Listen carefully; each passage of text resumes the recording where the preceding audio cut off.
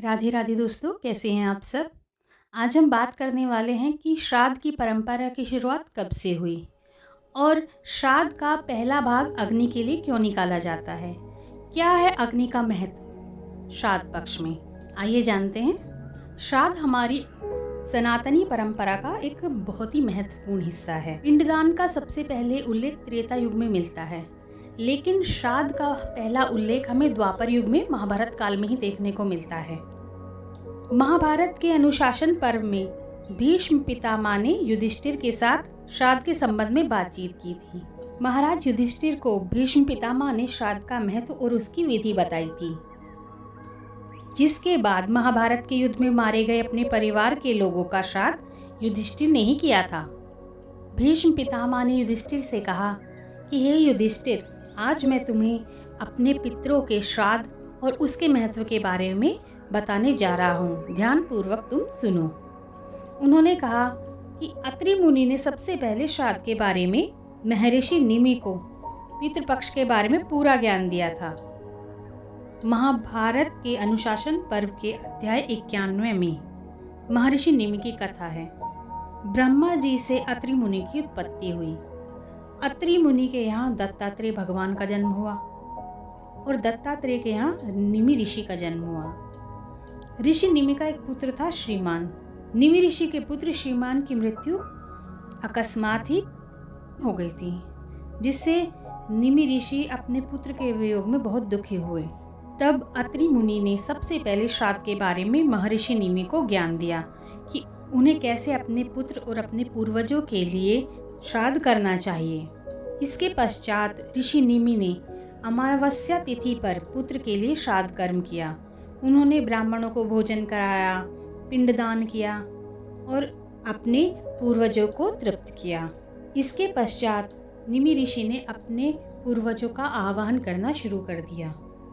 उनके आह्वान करने के बाद पूर्वज उनके सामने प्रकट हुए और कहा, निमि, आपका पुत्र पहले ही पितृदेवों के बीच स्थान ले चुका है, क्योंकि आपने अपने दिवंगत पुत्र की आत्मा को खिलाने और पूजा करने का कार्य किया है।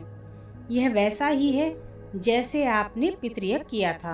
हे निमि, हम तुम्हारे इस श्राद्ध कर्म से अत्यंत प्रसन्न हैं और हमारी आत्मा तृप्त हो गई है।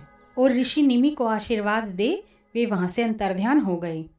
उसके बाद से सारे ऋषि मुनियों ने यह श्राद्ध करना शुरू कर दिया और धीरे धीरे यह परंपरा चारों वर्णों में फैल गई। धीरे धीरे चारों वर्णों के लोग श्राद्ध में पितरों को अन्न देने लगे, उनका तर्पण करने लगे। लगातार श्राद्ध का भोजन करते करते देवता और पितृ पूर्ण तृप्त हो गए। श्राद्ध का भोजन लगातार करने से पितरों को अजीर्ण रोग हो गया। इससे उन्हें कष्ट होने लगा। तब वे ब्रह्मा जी के पास गए और उनसे कहा कि हे ब्रह्मा जी, श्राद्ध का अन्न खाते खाते हमें अजीर्ण रोग हो गया है, इससे हमें कष्ट हो रहा है, आप हमारा कल्याण कीजिए। ऐसा कोई उपाय कीजिए कि हमें इस रोग से मुक्ति मिल जाए। पितरों की बातों को सुनकर ब्रह्मा जी बोले, मेरे निकट ये अग्निदेव बैठे हैं, ये ही आपकी परेशानी दूर करेंगे। अग्निदेव ने कहा, पितरों, आपको चिंता करने की आवश्यकता नहीं है। अब से श्राद्ध में हम लोग साथ ही भोजन करेंगे। मेरे साथ रहने से आप लोगों को अजीर्ण का रोग नहीं होगा। यह सुनकर पितृ प्रसन्न हुए और बस तभी से श्राद्ध में सबसे पहले अग्नि को भाग दिया जाने लगा और पितरों को अजीर्ण रोग से मुक्ति मिल गई। भीष्म पितामह ने युधिष्ठिर से कहा कि अग्नि में हवन करने के बाद पितरों के निमित्त दिए जाने वाले पिंडदान को ब्रह्म राक्षस भी दूषित नहीं कर सकते। सबसे पहले पिता, उनके बाद दादा और उसके पश्चात परदादा के निमित्त पिंडदान करना चाहिए। यही श्राद्ध की विधि है। प्रत्येक पिंड देते समय ध्यानमग्न होकर गायत्री मंत्र का जाप तथा सोमाय पितृमते स्वाहा का उच्चारण करना चाहिए। और इस प्रकार भीष्म पितामह ने युधिष्ठिर को श्राद्ध के बारे में विस्तार पूर्वक बताया, उसके महत्व तथा उसकी विधि के बारे में बताया। युधिष्ठिर ने कौरव और पांडव पक्ष की ओर से मारे गए सभी वीरों का अंतिम संस्कार किया था तथा अपने कुल के सभी लोगों का श्राद्ध कर्म किया था। इसके विषय में एक संवाद श्री कृष्ण और युधिष्ठिर का भी आता है, जिसमें श्री कृष्ण युधिष्ठिर से कहते हैं कि हे युधिष्ठिर, तुम्हें कर्ण का भी श्राद्ध करना चाहिए। तब युधिष्ठिर ने कहा कि हे मधुसूदन, वह तो हमारे कुल का नहीं है, तो मैं उसका श्राद्ध कैसे कर सकता हूँ? उसका श्राद्ध तो उसके कुल के लोगों को ही करना चाहिए। इस उत्तर के बाद ही पहली बार भगवान श्री कृष्ण ने यह राज खोला था कि कर्ण तो तुम्हारा ही बड़ा भाई था। यह बात सुनकर सभी पांडव सन्न रह गए थे और जिसके पश्चात उन्हें कर्ण की सत्यता के बारे में पता चला था। भीष्म पितामह और युधिष्ठिर का यह संवाद गरुड़ पुराण में भी मिलता है। श्राद्ध पक्ष में पूर्वजों की आत्मा की शांति के लिए पूरी विधि विधान से अनुष्ठान किए जाते हैं। यह पूर्वजों को ये बताने का तरीका है कि वो अभी भी परिवार का एक अनिवार्य हिस्सा है और हमारे परिवार को उनके आशीर्वाद की आवश्यकता है।